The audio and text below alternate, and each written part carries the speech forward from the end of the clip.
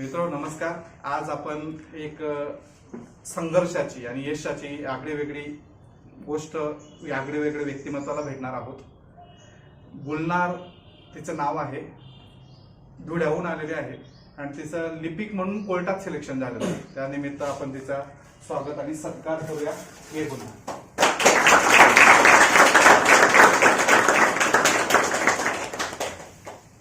खरं तर आजचा दिवस कायमस्वरूपी नजरेत डोळ्यात साठवून ठेवा असा आहे।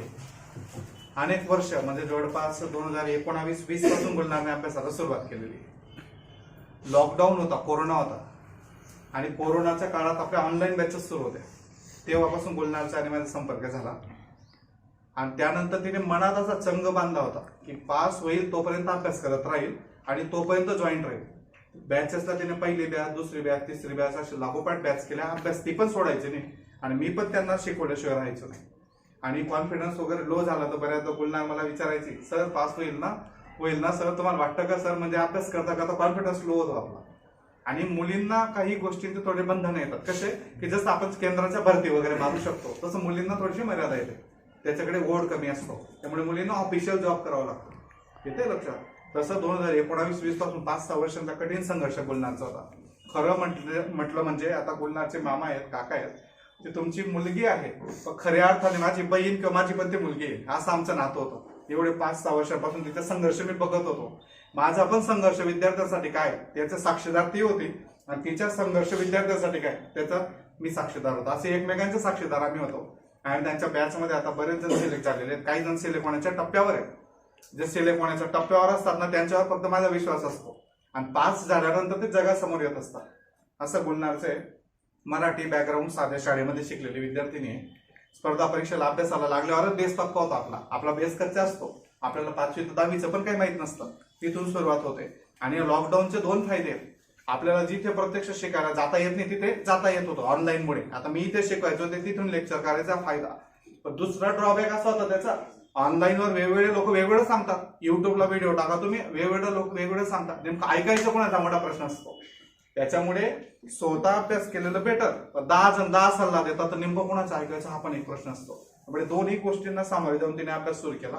असं एक पुस्तक नाही की जे मी सांगितलं आणि तिने वाचलं नाही, सगळे पुस्तकं वाचते। पहिल्यांदा, दुसऱ्यांदा, तिसऱ्यांदा हायलाइट केलं, अंडरलाईन केलं, नोट्स काढल्या, नोट्स काढल्या। त्यांचा जो ग्रुप होता तो ग्रुप घरी येऊन पण डिस्कशन करण्यासाठी अक्षरशः मोबाईलवर डिस्कशन करायचं, 2, 4, 5, 7 जण जॉईन होत। एवढा कठीण संघर्ष होता। गुलनारचे सुद्धा वडील वारलेले आहेत, आई सर्वसाधारण कुटुंब, तिचे काका, तिचे मामा, तिच्या नातेवाईकांनी तिला सपोर्ट केला। आणि आपण बघतो, नेहमी सांगताना बोलतो, मुलीला काही बंधनं असतात। कॉलेजचं शिक्षण करू देतात घरचे लोक, 12वी 15वी ग्रॅज्युएशन, तर स्पर्धा परीक्षा वर्षांवर नसतं नाही, किती दिवसात पास होईल आपल्यावर नाही ना। त्यामुळे 5-6 वर्ष टिकून राहणे, घरच्यांनी विश्वास टाकणे आणि तिने ते सगळं सार्थकी लावलंय। विशेष मी जेवढं तिला बघितलंय, तिने 10 मिनिटं अर्धा तास सुद्धा वाया घातलेला नाही आयुष्यात।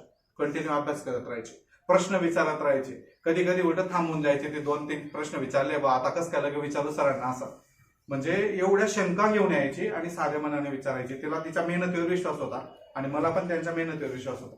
असं आता कोर्टात लिपिक म्हणून सिलेक्शन झालेलं आहे आणि लवकरच ते क्लास 1 क्लास 2 म्हणून तुमच्या समोर येईल। कारण अभ्यासात क्लास 1 क्लास 2 चालू होता आपला, पण आता मार्ग काढण्यासाठी काय करू त्याच्यासाठी तो एक टप्पा होता। हे काय आता अंतिम म्हणजे पूर्ण विराम नाही, हा स्वल्प विराम आहे तिचा। पण आता घरच्यांनी जो विश्वास टाकला त्याचं फळ तिने दिलेलं आहे। आता ते स्वतःचं जे स्वप्न आहे तिच्या मनात, ती या पदावर समाधानी नाहीये निश्चितच, पण ते स्वतःचे स्वप्न पण पूर्ण करेल 2 वर्षात, असं मला विश्वास येते लक्षात। ठीक, गुलनार काय सांगशील, काय बोलशील बऱ्यांना? 2-5 वाक्य 10 वाक्य सांग, काय सल्ला देशील? अभ्यास करताना कशी मनस्थिती होते, मानसिकता कशी होते, कसं तू डिस्टर्ब व्हायची, मग त्याच्यातून कसं बाहेर यायची, आपला संपर्क कसा झाला, काही गोष्टी सांग। खूप मनापासून आभार। ये इकडे। तुम्ही नेहमी मला सहकार्य आणि मार्गदर्शन केलं त्याचं। माझा प्रवास असा आहे की 10वी असताना 2015ला माझ्या वडिलांचं निधन झालं आणि त्यानंतर मग मी खचले होते। पण 10वी 12वी माझ्या घरच्यांनी मला सपोर्ट केला। मी 10वी पूर्ण केली, 12वी पूर्ण केली। 12वी नंतर माझं शिक्षण थांबलं होतं, पण पुढे मग मामांनी सांगितलं की BA करून घे। BA फक्त करण्यासाठी करत होती, पण त्यानंतर सरांची माझी 2019 डिसेंबरमध्ये भेट झाली एका क्लासच्या माध्यमाने आणि त्यानंतर मी पूर्ण ठाम केलं की मला करायचं आहे अभ्यास पुढे सरकारी नोकरीसाठी, कोणती का असेना. त्यानंतर मी कंटिन्यू अभ्यास केला, कंटिन्यू MPSCची प्री दिली आणि देत राहिली. यश हा सहजतेने नाही भेटत, आपल्याला अपयश प्रत्येक वळणावर येत राहतात, पण सातत्य आणि संयम ठेवणं खूप महत्त्वाचं असतं. आणि माझ्यासाठी मोटिवेशन फक्त एवढं होतं की मला जबाबदारी आहे, काही वडील नाही आहे, लहान बहीण आहे, त्यामुळे मी खचले नाही, थांबले नाही. सरांनी मार्गदर्शन देत राहिले मला आणि मी पण त्यांनी जे सांगितलं ते नेहमी अंमल केला. त्यामुळे मी आता सध्या जिल्हा न्यायालयात माझी लिपिक म्हणून निवड झाली आहे. हा नक्कीच सुरुवात आहे माझी. मी नक्कीच अजून अभ्यास करेन आणि अजून पुढे जाईल. विशेष असं आहे ते धुळ्यात राहते आणि धुळे जिल्हा न्यायालयात तिचं सिलेक्शन झालं. आपण नेहमी MPSC पण पास झाली. हो MPSC पण पास झाले ना. आता नेहमी असं असतं की आपण पोलीस जरी दिसले, कोर्ट जरी दिसलं तरी आपण थरथर कापतो. आता ती त्या कोर्टात बसणार आहे. येतंय का लक्षात? टर्निंग पॉईंट काय राहतो आयुष्यातला, कसा बदल होतो. आता तिला बघून तिथे लोक येतील, तिचं रिक्वेस्ट करत जातील, तिला काम करण्यासाठी विनंती करत जाते. म्हणजे कंटिन्यू मेहनत केली तर यश मिळतं. त्या आरोग्य खात्याची जी परीक्षा होती आरोग्य सेवक म्हणून, ते एका एक्झामला नाशिकला गेले होते. नाशिकला पण पोहोचले ते. आणि मुलं कसं एकटे जाऊ शकता, मुलीला जायला घरच्यांना कोणाला तरी घेऊन जावं लागतं. ते गेले, पेपरच्या दिवशी पेपर रद्द झाला तिथे पोहोचल्यावर. त्यावेळेला मानसिकता अशी राहते ना, बरोबर डिस्टर्ब होऊन जातो माणूस. एवढा अभ्यास केला, ज्याचा अभ्यास जास्त तो डिस्टर्ब होतो, ज्याचा अभ्यास नाही ना तो अजून वेगळं कुठे फिरायला निघून जातो. म्हणजे सीधा एवढं येतो.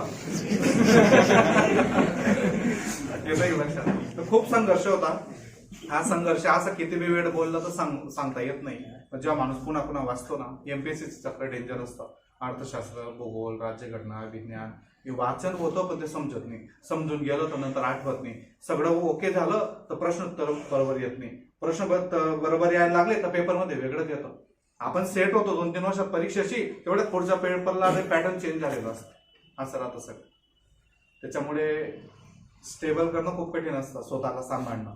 आणि आपल्या आजूबाजूचे जे आपल्यावर लक्ष ठेवून जे लोक असतात त्यांना वाटतं की खूप दिवसापासून परीक्षा देता येत, अजून पास होत नाही, तर ते सांभाळणं वेगळं असतं. तर याच्यातून ते तिला यश मिळालं. MPSCच्या क्लर्कचा जो पेपर आहे तो पण ती पास झालेली आहे. आता लिपिक म्हणून ती आता जॉईन पण होणार आहे. पण आता ती लवकरच क्लास 1 होऊन तुमच्या समोर येईल. तर तिच्या या सगळ्या स्टोरीतून तुम्हालाही काही प्रेरणा मिळाली असेल तर दिदीला पुन्हा एकदा आपण पुढच्या